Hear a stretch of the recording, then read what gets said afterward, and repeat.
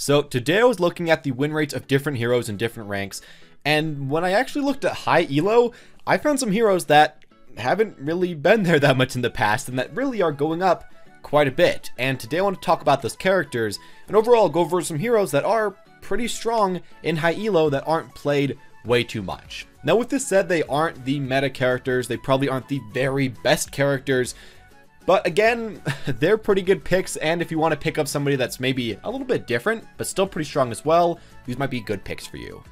So, Doomfist has been a very underwhelming character ever since release, and really we haven't seen that much people deciding to pick him up, other than I guess Chipsa and Brandito and a few other people that really wanted to play the character and that got pretty good to him and eventually got to GM with him. But lately we've been seeing a lot more Doomfist, and I think this generally is because we have a much different meta. For the past while we've had a Mercy meta and kind of a tankier meta, and Doomfist didn't do that great against either of those. I mean, he was alright, and if you were great with him and if you could get picks by yourself all the time, I mean, you could pull him off, that was pretty obvious, but as far as win rate goes, he was at almost the bottom for the longest time in Diamond, Masters, and Grandmasters, all around there. Just nobody really seemed to be able to pick him up. However, as the meta's changed and as he's gotten a few nice buffs again and again and again, not way too big, but nice small buffs, he's really come to become a good character, honestly, and one that I don't hate seeing on my team. Now, the thing about Doomfist is that he has so much outplay potential, and he has so much potential to get kills, to get picks, to flank, and I think that put together is very similar to Tracer, and Tracer's a great character in high elo. I think Doomfist is kind of good for very similar reasons. I guess another reason why Doomfist could be good in this elo is the fact that it's a little bit hard to shut him down. Now, if you're playing correctly, I guess it's hard to shut him down, because if Doomfist is just always jumping on the McCree and the McCree, you know, happens to hit a flashbang before the Doomfist kills him, of course, that's not going to really work out. But if you're a Doomfist player and you know exactly where to be, you know how to jump on that McCree before he sees even where you are, you E onto him, you shoot him once, you shift, you shoot him twice before he can even flashbang, well, you can kill him really no matter what. And I think that's really what we've been seeing with a lot of GM players, just kind of working around Doomfist's weaknesses and working around his counters and just kind of making it work. Again, kind of like how Tracer works, but with Doomfist. Now, one thing I'm going to say right here is that Tracer still, in a lot of cases, in my opinion, is kind of like a better Doomfist. Doomfist does have more armor, I guess more shield I mean. He does have more HP, kind of harder to kill in some cases. But Tracer still can get solo picks a little easier. She's a little slippier, a lot harder to hit. So I guess that could be a reason to pick her instead of Doomfist. But if you want to pick this character up and if you think he looks really cool, right now is just about the best time to do so. As yeah, in the past, he hasn't been that great, but right now, he's amazing. And I guess the final thing I want to say right here is that we've been seeing a lot of triple DPS or even quadra DPS, all of that showing up just in ranked, even more than in the past. I think in spam meta, people are actually kind of playing the meta, but right now, not really. But Doomfist can do great in that. I think he can work with a coordinated team, you know, that's all fine, but if you need to just play him with a really stupid team comp, if you're really good as him, you actually can play him in that situation, unlike some other characters like Reaper who might have a bit more trouble. So there I guess is one final great thing about him. Now switching to Mei, she has actually had a decent win rate in high elo for a while now. And I think it's mainly because there's a few good Mei players. Of course, Jardio is the #1 most obvious Mei player, but actually you can see a decent amount of other Mei players, and they've been there for quite a while in just about every single meta. And it's kind of weird because normally you'd think, hey, Mei wouldn't really be all that great, but in the top levels of play, people can actually pull her off. Now, she doesn't do the most damage, and she can't really solo kill the entire enemy team, and popping off as her kind of can be hard. But what she can do is get picks, and in solo queue, that can be good enough to win for your team by yourself. And I think that's how so many people are just playing her. Now, I guess not so many people, you know, there's not a ton of people on the Mei bandwagon, but the ones that are playing her are getting a lot of value out of that. And I guess another thing I have to mention right here that's making Mei a lot better right now is the fact that she got the buff where she can now freeze multiple people at once or freeze through the enemy. So if an enemy's like running away, and normally they could be body blocked, well, now they can't. You can actually freeze the person behind the person that walks in front of them.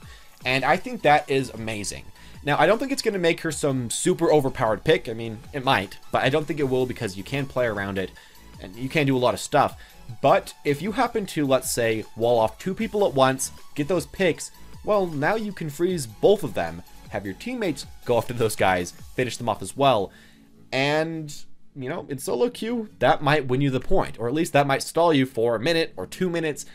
And I think that's why they really can do so well with Mei, just because she can get a lot of value out of just a few good plays.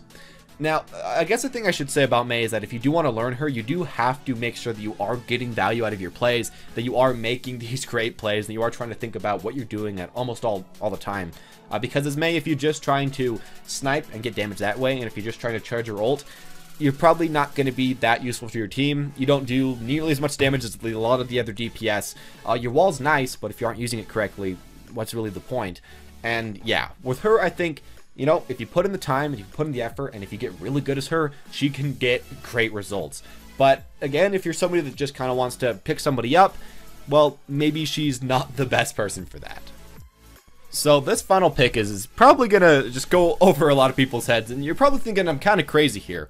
But if you look at Mercy's statistics, she is actually kind of in the middle of the pack as far as supports go, and as far as really just everyone goes at lower ranks. But as you move up the ranks, Mercy becomes better and better, and for myself personally, this was kind of hard to get down because, I mean, when you think of Mercy, you think of a character that is just generally pretty easy to use. You pick her up in low elo, you play with your friends, and you just do whatever.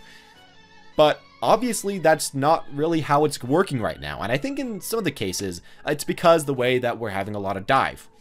And as far as it goes, if you're playing Mercy against dive and you don't really know what you're doing, you're just kind of die. And I think at lower ranks, there's just a lot of people playing Mercy that don't know how to deal with dive, or their teammates aren't helping them at all with dive, or there's just a lot of problems, and Mercy does get hurt a lot from that. But when you're in higher elos, you kind of know how to play around that, you know what to position, and even though your mechanics may not be way too much better, you know how to not die for your team, and that really is, I think, one of the most important things. Now, another thing that I think is kind of important about playing her in higher rank is that I think there's a lot more picks that happen in higher rank. There's a lot more Hanzos, Widowmakers, Doomfists, all of that will pick somebody while you are playing on defense and the enemy team's on offense. And if that happens, well, Mercy's the only character that can really kind of undo that pick. And as far as high elo goes, a lot of the times you will get people that will actually try to kind of protect you as Mercy when you're going to res, and that almost never happens at lower rank as far as when I've been trying to pick her up there. It just doesn't really work. But again, you'll see a few more Zarya shields, you'll see a few more Winstons jumping towards you, especially if you decide to call it out in chat.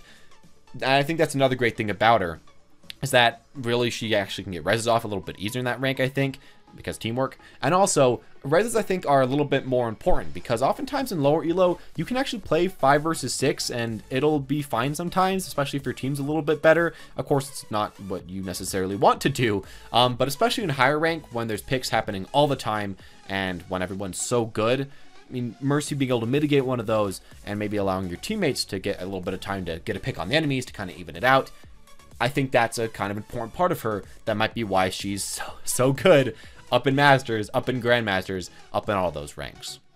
Now, I guess right here I could kind of mention that, yes, people at higher ranks will have, obviously, better mobility with Mercy. They're going to be able to cancel their shift or the Guardian Angel and jump after it and get to places where people at lower rank probably wouldn't know how to get to. And if you don't even know what I'm talking about, then I guess there's my point right there.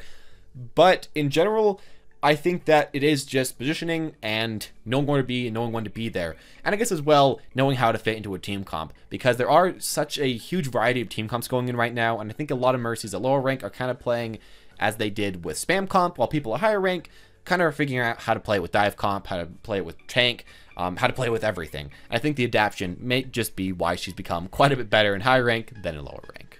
But that's all I'm going to say today about the heroes that I personally believe are not really thought of as that especially strong in higher elo, but lately have actually shown up to be very strong, and there you go with that. If you have any of your own opinions about any of these characters though, or why they're actually up here statistically, I would really like to know. Or if you think I missed any other heroes that are really good in higher rank, but not that great in lower rank. I guess another kind of okay example would be Zarya. I mean, she's not the best in high rank, but she's definitely doing a lot better than she is in low rank. Anyways, with that all said though, guys, thank you all for watching. I hope you enjoyed the video. If you did, make sure to leave a like or comment down below if you play any of these characters in particular, and I guess if you're high or low rank with them. With all that said though, guys, thank you all for watching. Hope you enjoyed, and as always, guys, have a wonderful day.